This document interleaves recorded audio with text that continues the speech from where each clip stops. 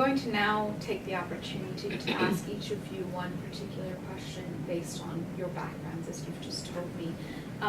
Razan, to begin with you, one of the things we investigate in the Institute through our research, and we see trends, is that when a country or a community submerges into mass conflict, especially armed conflict, women's roles change. They can change for the worse as victims, or also for the better as agents of change, as those on the front lines.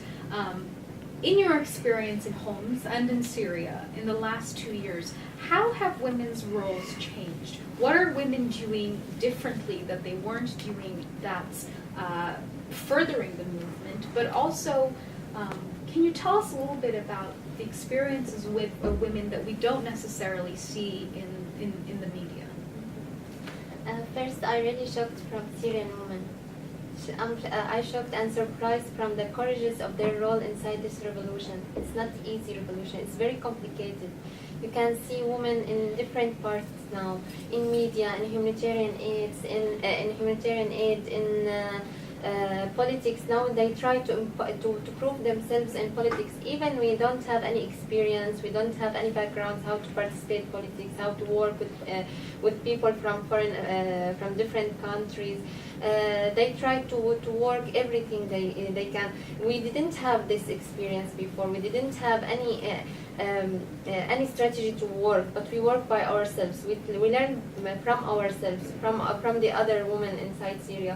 All the time they sacrifice themselves for their children. They try to educate them by themselves. We don't have any schools now, especially in liberated areas. They depend on themselves to teach their children. They bear the cold. They bear the rape from Shabiha and military groups. Women are the only victim in this revolution, and they try their best to protect themselves, to have the peace for their society, for the free Syria. For this reason, today we choose this day to be like a call for international women. We wear white by referring to that women in Syria are who will play the essential role in peace and security for the free Syria in the future, and who will be the essential part in negotiation. Mm-hmm. We are against any kind of sectarian. We are against any kind of extremism, with Syria for all, and this is our motto from the beginning of revolution until now. And we hope Syrian women will develop themselves and will have the support from international community to participate more and more in these fields. And because of that, we put the first charter for Syrian women in Doha, and who participated this to write and establish this charter was where the women from different parties, different religions inside Syria, and all of them want to have the change, the right change for the country.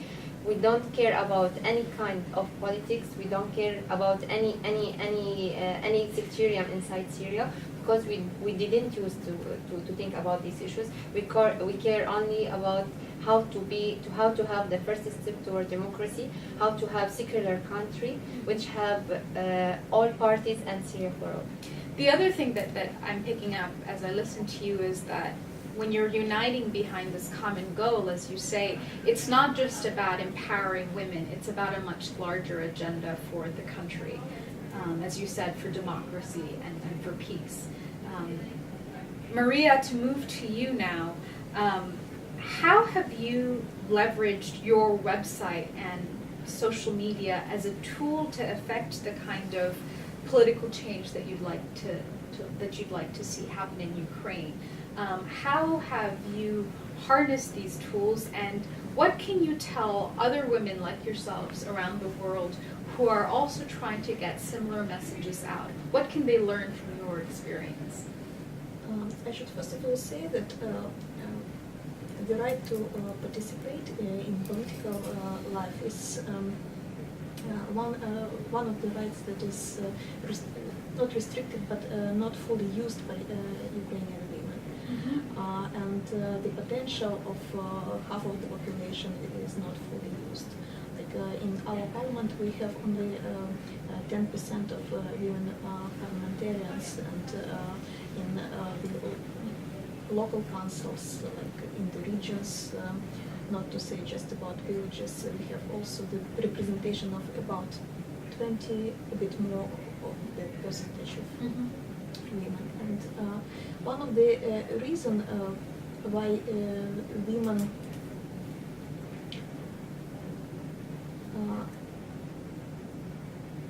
why it is difficult for women to run and to participate in the elections, that they have quite difficult access to the media, to television, to radio, etc.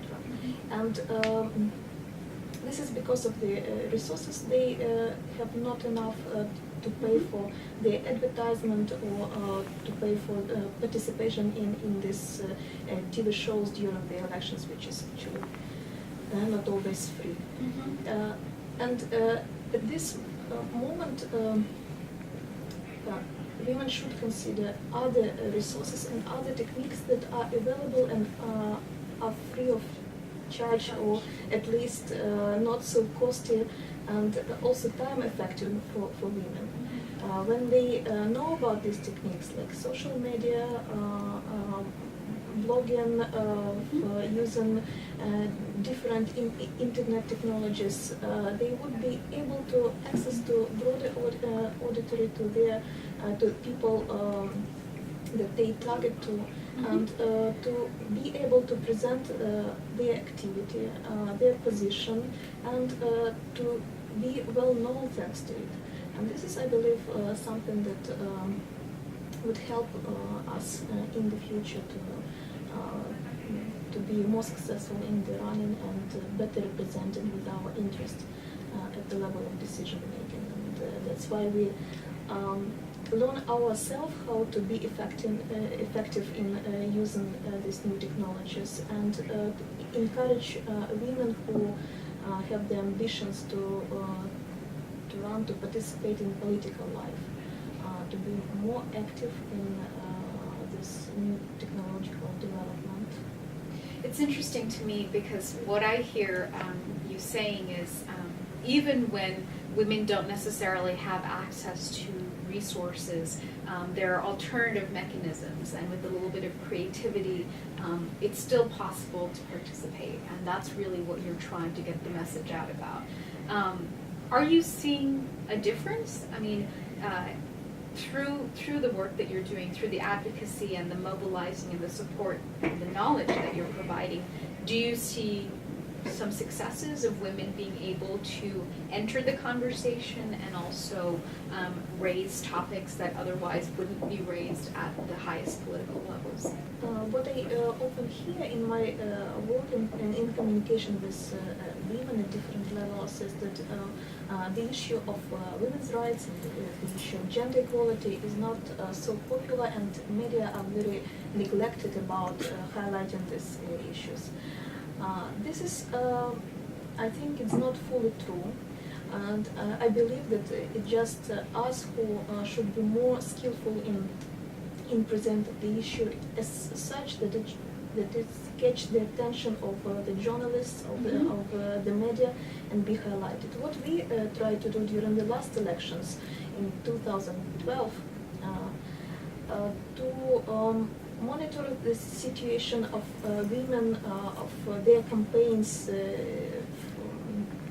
and the conditions they were in this running process.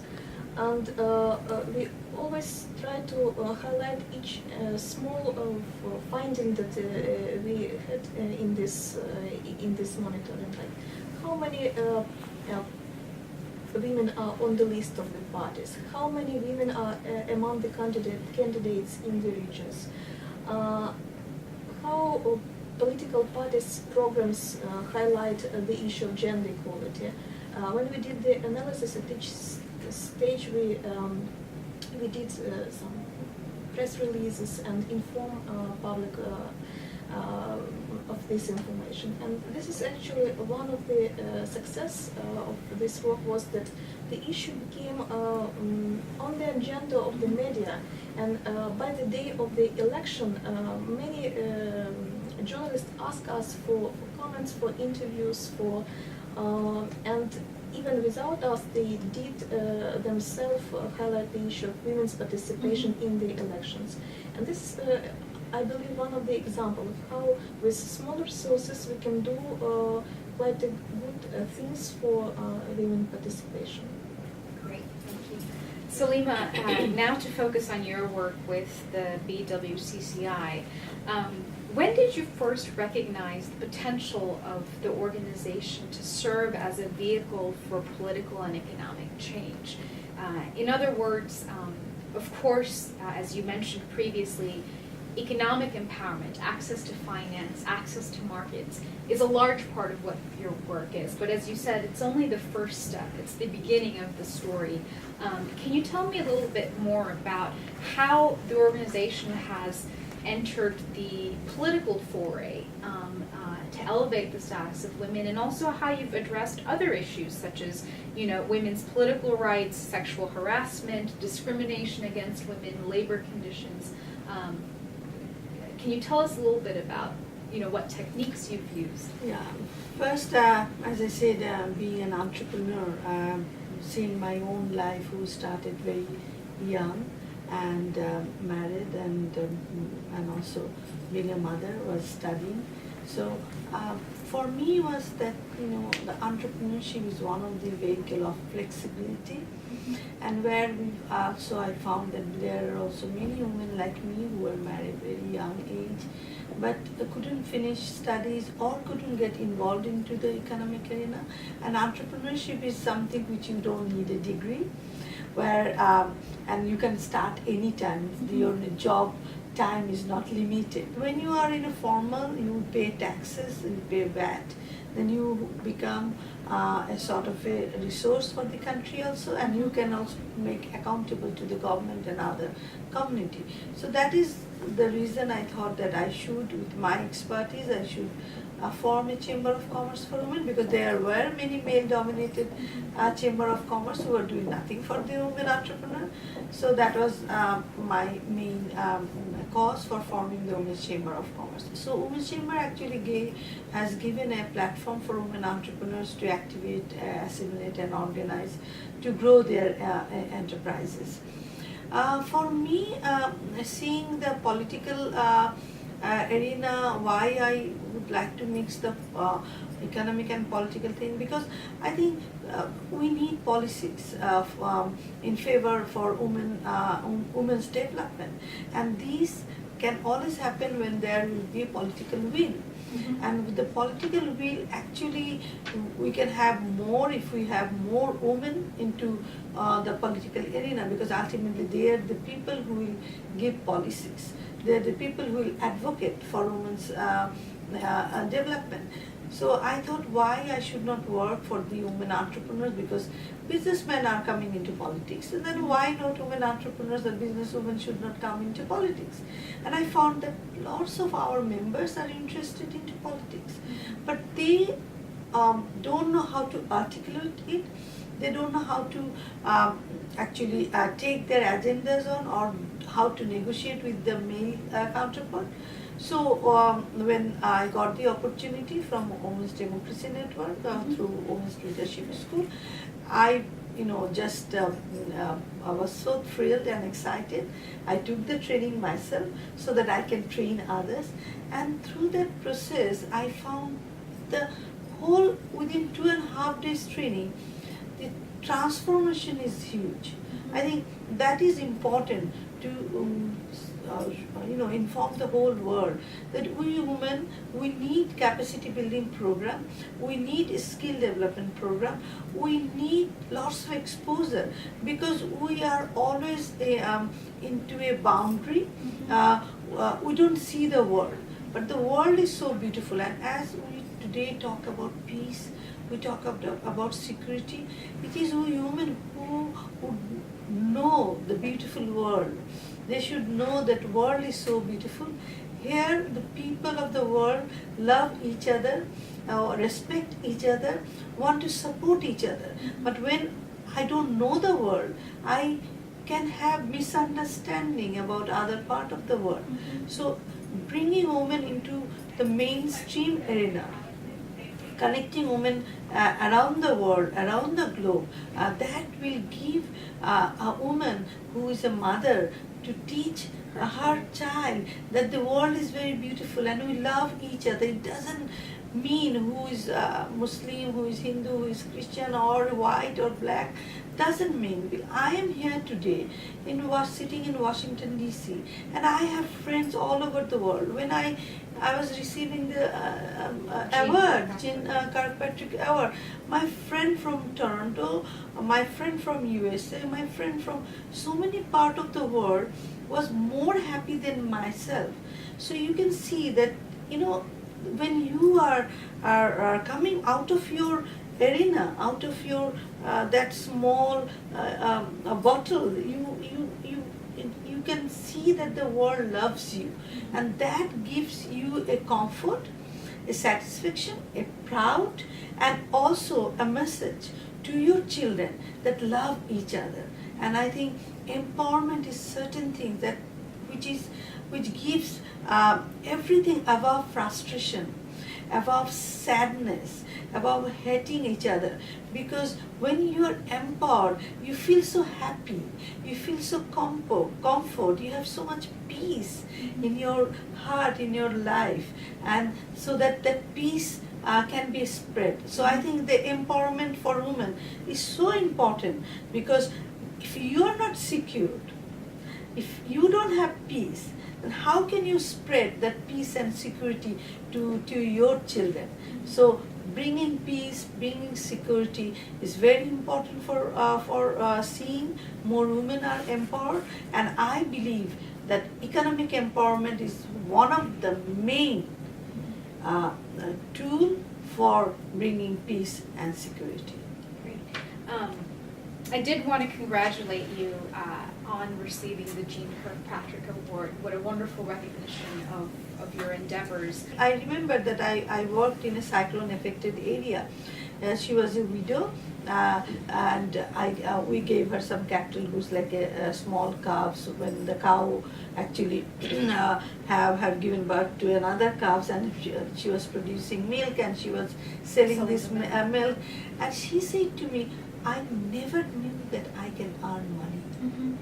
She was saying that I'm a widow for a long time, and whenever I need food, I used to go to my brother or the neighborhood and used to bring food from them. I never knew that I can earn money and I can feed myself.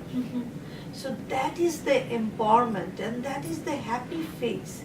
So I think we all need to support, or we should all have a platform for women's development, where all women comes together, have a strong bonding, networking, learning from each other, helping from each other. And also, I remember one of my members said, today I don't feel alone, because you can share your sadness, your sorrowness, and also solution. I think that's the best part of the Women's Chamber of Commerce. I especially appreciate your comment about having a solutions-driven conversation, not just a space where you can share your troubles and your sorrows and your difficulties.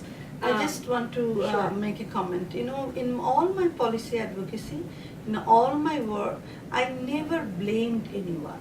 I always, when I did the advocacy, I went to the policymakers and I said, this is our issue, how you can help us to solve this issue. It's not blaming why you are not doing it, because, okay, if they say I'm not doing it that's my wish, so what can you do?